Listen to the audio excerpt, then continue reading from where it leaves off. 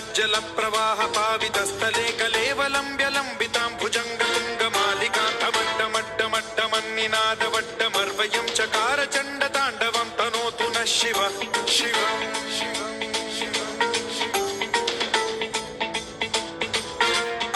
जटाकटाह सम्भ्रम भ्रमन्निलिम्ब निर्झरी विलोल वीचि वल्लरी विराजमान मूर्धनि धगद्धगद्धगज्ज्वलल्ललाट पट्ट पावके किशोर चन्द्रशेखरे रति प्रतिक्षणं मम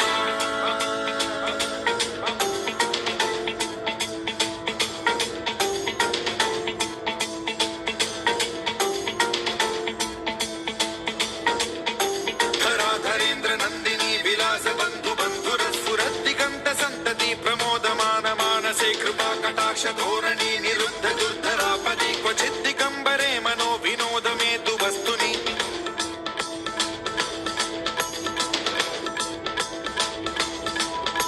जटाभुजंग पिंगल स्फुरत् प्रणामणि प्रभा कदम्ब कुङ्कुमद्रव प्रलिप्त दिग्वधूमुखे मदान्ध सिन्धुर स्फुरत्वगुत्तरीय मे दुरे मनो विनोदमद्भुतं बिभर्तु भूत भर्तरि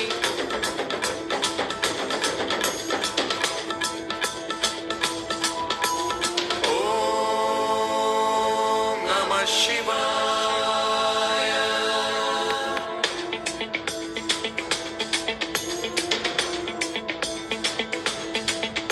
सदा शिवं भजाम्यहं सदा शिवं भजाम्यहम् ॐ नमः शिवाय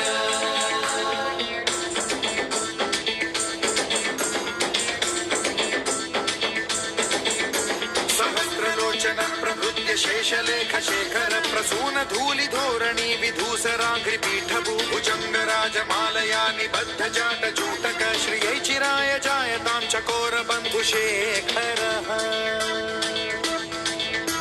ललाट चत्वरज्ज्वल धनञ्जय स्फुलिङ्ग भानिपीत पञ्चसायकं नमन्निलिम्पनायकं सुधामयूखलेखया विराजमान शेखरं महाकपालि सम्पदे शिरोजटालमस्तु नः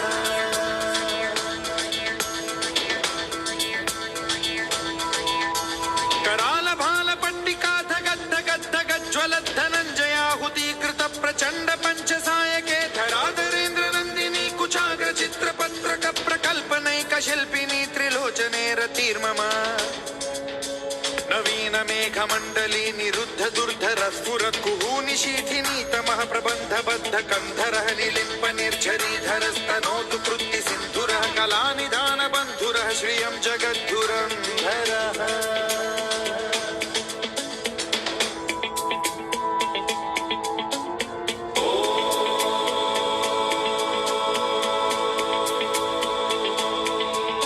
प्रफुल्ल नील पंकज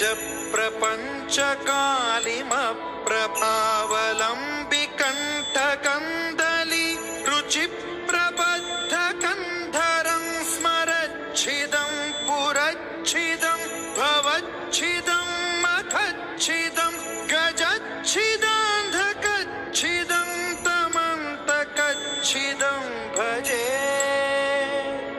अखर्व सर्व मंगला कला कदम्ब मंजरी रस प्रवाह माधुरी विजृंभणा मधुव्रतं स्मरान्तकं पुरान्तकं भवान्तकं मखान्तकं गजान्तकान्धकान्तकं तमन्तकान्तकं भजे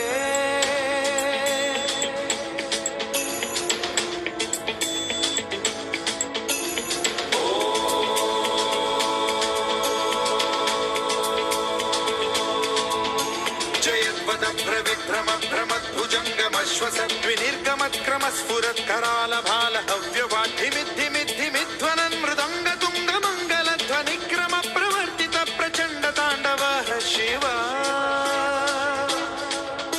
स्पृशद् विचित्र कल्पयोर्भुजङ्ग मौक्तिकस्त्रजो गरिष्ठ रत्नलोष्टयो फुरुद्विपक्ष पक्षयो कृशारविन्द चक्षुषो प्रजामही महेन्द्रयो समप्रवृत्तिक कदा सदा शिवं भजाम्यहम्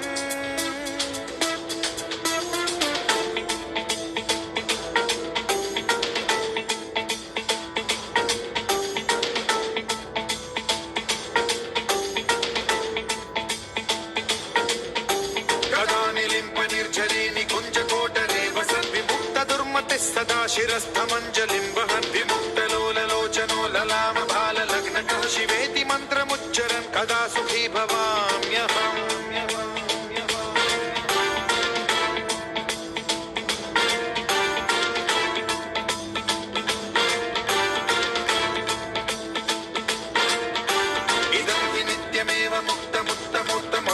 पठन् स्मरन् ब्रुवन्नरो विशुद्धिमेति सन्ततं हरे गुरौ सुभक्तिमाशु याति नान्यथा गतिं विमोहनं हि देहिनां सुशङ्करस्य विमोहनं हि देहिनां सुशङ्करस्य विमोहनं हि देहिनां सुशङ्करस्य